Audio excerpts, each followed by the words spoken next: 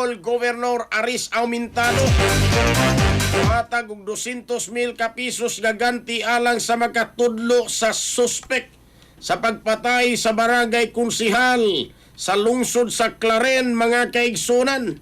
Detalye sa report sa Ironato kini pinagi sa pagpamati ni Katrupang Almi Mata. Live report.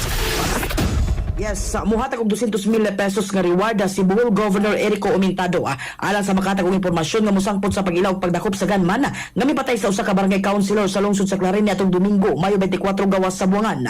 Ang biktima gila nga si Marino Adin Montuo, 37 anyos, konsyal sa barangay Kaluwasan sa Clarin. Na-record sa CCTV camera ang insidente ug adunay usa pa ka testigo nga nakakita sa pagpamusil.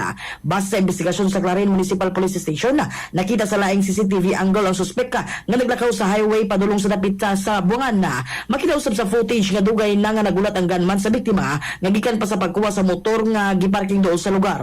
Sa paglabay sa konsehala, kalit siyang giduulan sa suspek gikan sa likod o gipusil. Bisan pa man nga adunay duha ka bata nga nasa lugar atol sa insidente.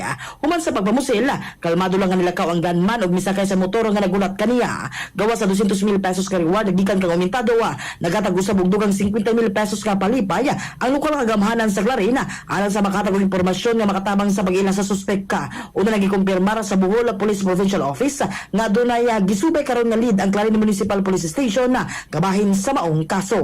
Mga katopa, alang sa pagpahimsog sa panlawas, inamusan Fauna Plus Gold alang sa nagkahiusan Pilipino para sa Pilipinas. Kini yung katropa Almi Mata, XFM News. XFM report. Cellphone Plus Gold, mapalit sa mga butika sa inyong lugar.